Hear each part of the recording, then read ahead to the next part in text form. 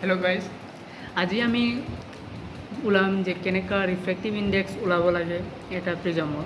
তাৰ বাবে আমি মাতিম নিত্যানন্দ ভূঞা মাতিও। হেল্ল', আজি স্পেক্ট্ৰমিটাৰ ৰিফ্ৰেক্টিভ ইণ্ডেক্স ওলাবলৈ তুমি স্পেক্ট্ৰমিটাৰৰ কেলিব্ৰেট কৰা, তাৰপিছত এংগুলাৰ প্ৰিজম 60 ডিগ্ৰীজ কেলিব্ৰেট কৰিলে তুমি ফাৰ্ষ্ট প্ৰিজমটো ওলাই দিয়া, ষ্ট্ৰেইট এংগুলাৰ যিখন মেজাৰমেণ্ট আছে এইটো ৰাফত লিখি লোৱা, তাৰপিছত +-40 তাত ৰাফত লিখি লোৱা, +40 যদি ৰাইট কৰি লোৱা আৰু এইটো টেলিস্কোপটো ৰাইট কৰি লোৱা +40 ডিগ্ৰীজত, আৰু প্ৰিজমটো যিখন বেছ 0 ডিগ্ৰীছত আছে, যিখন অপেক ফেজ 0 ডিগ্ৰী আছে 135 ডিগ্ৰীছত কৰি লোৱা, আৰু তাৰপিছত তুমি এমাৰ্জেণ্ট ৰে দেখি পাবা। এমাৰ্জেণ্ট ৰে এটি তোমাৰ কি কয় ডেভিয়েটেড ৰে। ডেভিয়েশ্যনৰ এতিয়া এইটো মিনিমাম ডেভিয়েশ্যন নহয়, মিনিমাম ডেভিয়েশ্যন পাবলৈ তুমি প্ৰিজম টেবল আৰু টেলিস্কোপটো অকণমান মুভ কৰা, আৰু যেতিয়া এখন এমাৰ্জেণ্ট ৰেটো লেফ্ট ছাইড আহে আৰু ষ্টপ কৰে আৰু ৰাইট ছাইড আহে, য'ত ষ্টপ কৰে তাতে তোমাৰ কি কয় মিনিমাম ডেভিয়েশ্যন হ'ব।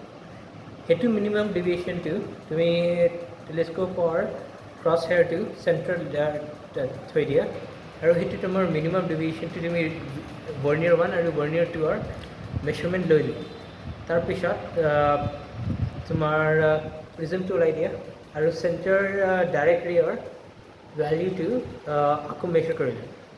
সেইটো কৰাৰ পিছত সেইটো ভাৰ্নিয়াৰ 1 আৰু ভাৰ্নিয়াৰ 2 ডাইৰেক্ট ৰেৰ ওলাই দিয়া। সেইটো কৰাৰ পিছত তুমি কেলকুলেশ্যন কৰা, ডাইৰেক্ট ৰেটো পাবা, ডিফাৰেঞ্চটো পাবা। সেইটো ডিফাৰেঞ্চটো তোমাৰ এংগল অফ মিনিমাম ডেভিয়েশ্যন। এতিয়া এইটো এক্সপেৰিমেণ্ট 3বাৰ কৰি লোৱা, তিনিটা ভেলিউজ পাবা, তাৰ মিনটো লৈ লোৱা।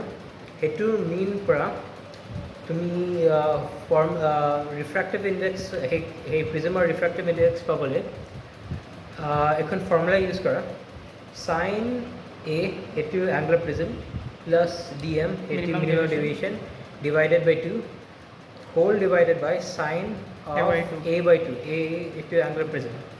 সেইটো ফৰ্মুলা ইউজ কৰে ৰিফ্ৰেক্টিভ ইণ্ডেক্স তুমি পাবা 1.5ৰ ওচৰত হ'ব লাগে। আৰু যদি তোমালোকে বিচাৰা যে এইটোৰ PDF বা এইখনৰ কপি, তেতিয়াহ'লে ডিছক্ৰিপশ্যনত লিংকত পাই যাবা।